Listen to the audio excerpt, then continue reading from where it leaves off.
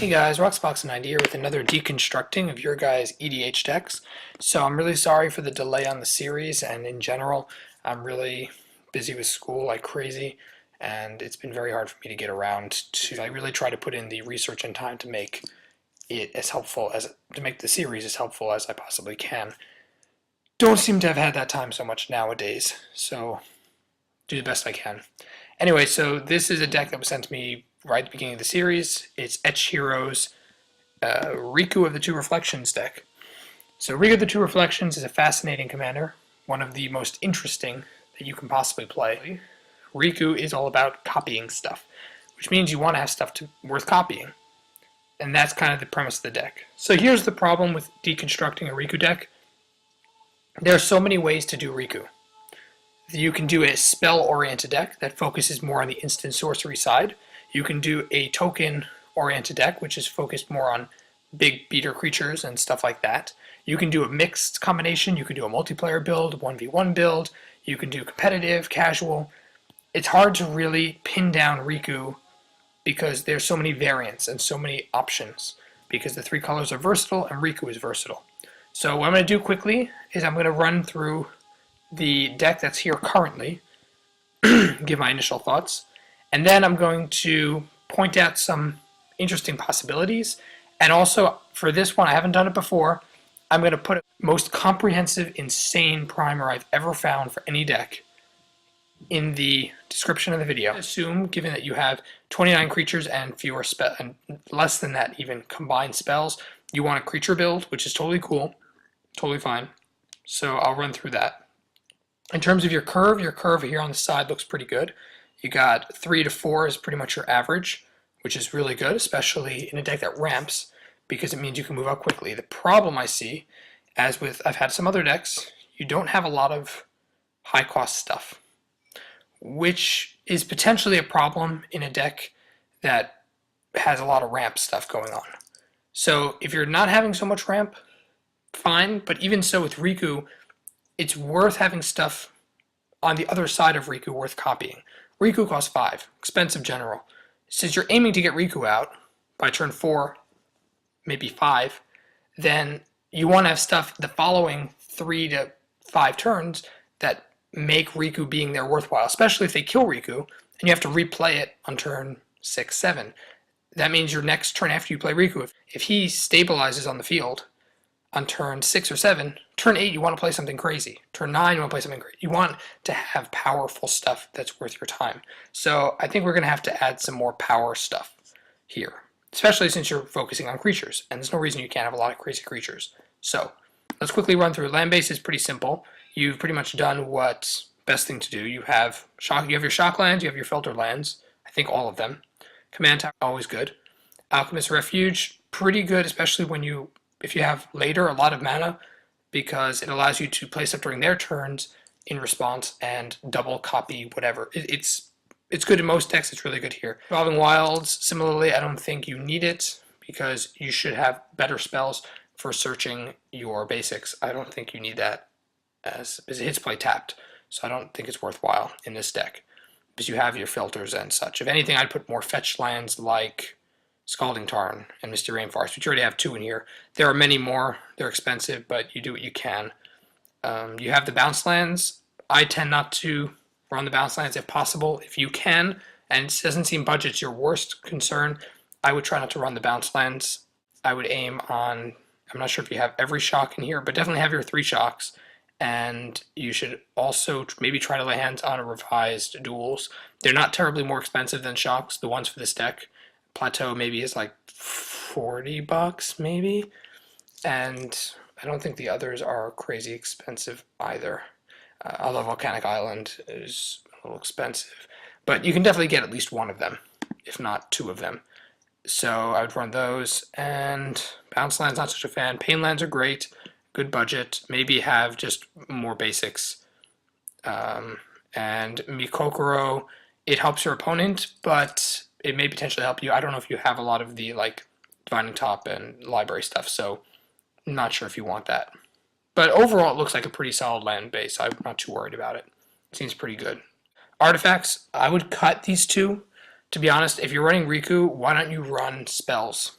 I would just run spells that are wrath effective.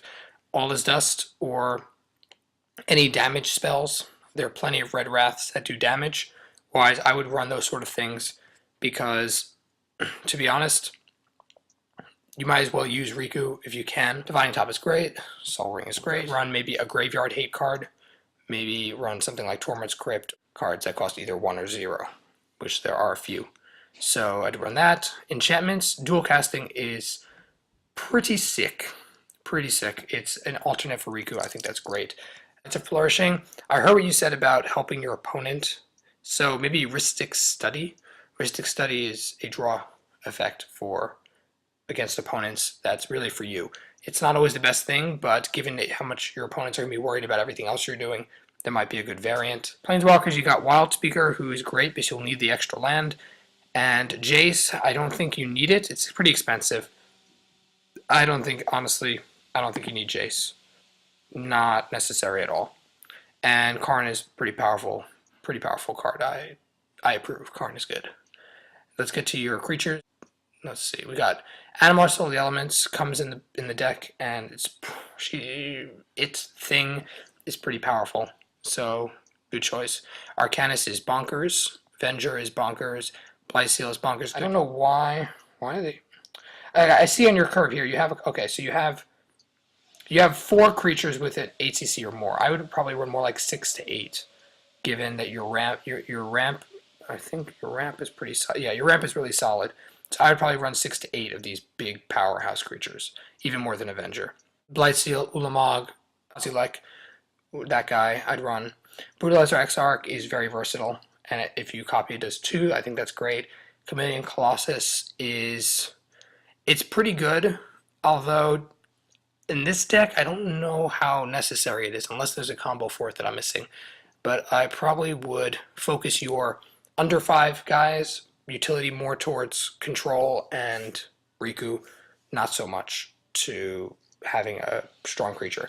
I understand you can make it bigger, but still don't think it's necessarily worthwhile. Clone is fine, although I would run I'd run Phantasmal Image, which I don't see in here. You have Metamorph, but I'd run Phantasmal Image over Clone any day. It's fine, but I would try to run that instead. Oracle is really good. Sphinx, of course, crazy.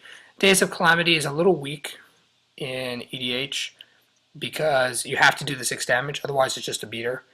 And given that most people can block, I don't know how worthwhile Days of Calamity is. It's just a big beater 90% of the time, so a little risky.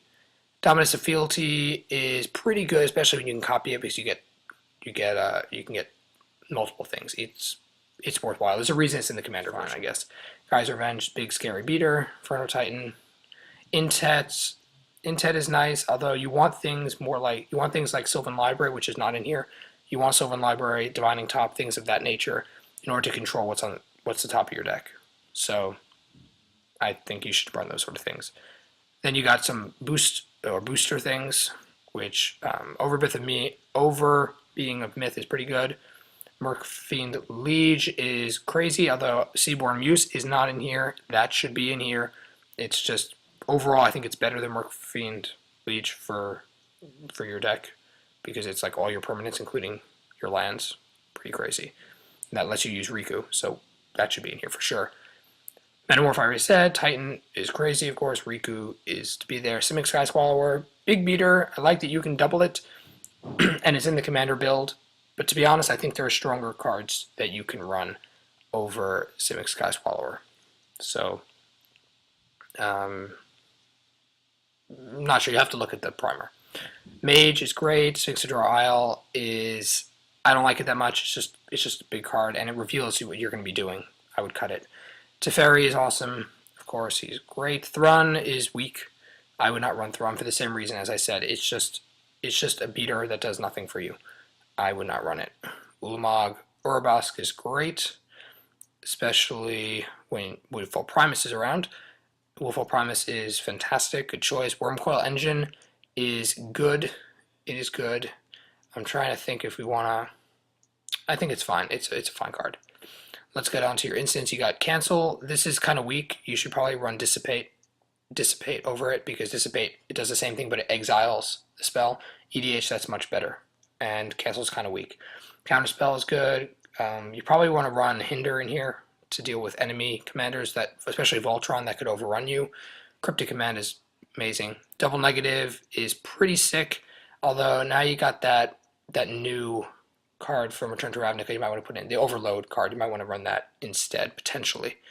Evacuation is instant speed and awesome. Factor Fiction is a good draw spell. Harrow I don't like because you need to sack a land, and if you counter it, you lose so much momentum. I would not risk it. Cultivate works much better. Cultivate and Kodama's Reach works much better. And even though it's instant, I still would not risk it. Last Word is a cool counterspell, sure. Rethink is a pay X. I would not run that. Just even though it's a pretty good one, you run a big risk. There are better counterspells to run that. Rewind, probably good with Riku out. Void Slime is super powerful. I would never question Void Slime. If you can run it, it's powerful, sick, crazy. Wild Ricochet is fantastic also. Reiterate is another card people tend to forget about that lets you copy your opponent's spell and you can buy it back. So imagine, you play it, copy the spell, copy the copy spell with Riku, and buy it back in your hand. That's insanity. I would do that. Sorcery, you got All's Dust. Okay, so it's there as I said. Ancestral Vision is crazy. Collective Voyage is not worthwhile. It makes the game faster, but unless you're playing in a super friendly meta, it's pretty risky. Cultivate is good. Explosive Vegetation is good. So I think that's pretty good. Your ramp is explosive. And yeah, I think it's pretty good. Ponder I would cut for Brainstorm. Brainstorm is just better, to be honest. Praetor's Council, can't really Riku it per se, but it's fantastic. After you've burned through a bunch of your initial spells, you can reuse them. So I think that's pretty good. Primal Command is fantastic. I think that's a really good choice. Spitting Image is amazing. It's amazing. And I think despite its cost with Riku around, it's just, you get 2 and then additional 2. It's just crazy recurring. Time Warp and Walk the Aeons. I would probably run Time Stretch here too. That's the one that costs 10, gives you 2 turns. You double it, that's 4 turns. You win. I think pretty good. Pretty good. So yeah, that's like the deck. There's the things I would cut, things I'd replace. It's really hard to... Oh, before I get there, Beast Within. I would run that. So as I was saying, it's kind of hard to get the deck to give perfect examples, given that you seem to be choosing creatures, but I'm not 100% certain, and you may not have thought about the other options in terms of making the deck more instant sorcery heavy or balancing the deck more carefully. And as myself, I haven't tackled the huge spectrum that is Riku. So I'm going to point out a couple of things, and then I'll put in the description below the most ridiculously expansive primer I've ever found on Riku, and you could just check out there. They have gazillions of examples, combos, and the like. And that could kind of help you move the deck forward in terms of, I told you to cut some stuff, maybe it'll give you ideas to what to replace it with. So I found this competitive build by Forever, whatever his name is. Pretty much he shows some interesting combos and concepts for what you want to do. So you have the Palinchron Riku. Palinchron is a staple for a bunch of combos, as you see. It's also just a very powerful card when you can copy it because it creates infinite mana and possibly tokens, land reusability, etc. And that would make Desolate Lighthouse even more useful in that sort of combo. Yeah, the Phantasmal Image, High Tide, Deadeye Navigator, also more infinite mana, tokens. You see what I mean? There's a bunch of these combos. I'll put this one in as well. Some other cards that you didn't consider or they're not in your deck. I found also this guy's Spellslinger deck. This one is a sorcery heavy deck, instant sorceries, so I'll put that as well. I know you mentioned that you wanted things like Temporal Mastery, and if you are going to do something like that, I think regardless, you want to run some tutors. I think you're kind of lax on those, especially when you can do multiple tutorings with Riku. So things like Mystical Tutor and Personal Tutor are both powerhouses for your Temporal Mastery, and they also give you just tutoring ability. So I would maybe consider running those. Worldly Tutor is a great creature one, and some more tutors would probably be good. Chorus of the Conclave is another good one. This guy had an interesting watch list. and the instant sorceries. It's just a very well put together deck. So if you want to consider running more on the Spellslinger side of things, then this one I'll put in the description as well. And this is the crazy primer I was talking about. It's a multiplayer build, so I didn't know if you wanted competitive or multiplayer, but I think regardless, this one gives you a huge explanation of concept of how best to use Riku in pretty much every possible setting, lots of good card options, and the like. So I know I didn't exactly break down your deck as entirely as I have some of the other ones I've done, but to be honest, Riku is a very complicated general to do and to do right because it so fluctuates. It's hard to say here's the best way to use Riku. So, given your own interest, and I know that you really are working on the deck, I hope that my recommendations help you, as well as these fantastic other decks that I pointed out. They will be linked in the description with a short tag saying what they are so you know which one to look at if you want. The primer I would definitely check out. There's no way you can go wrong with that. And yeah, I think it's a pretty good deck. I think you're on your way, and I hope that this deconstruction has at least given you a forward grasp before you want to go. Anyway, that's it for me. Roxbox90 signing out. I'll see you guys on the next deck as soon as I can. Thanks.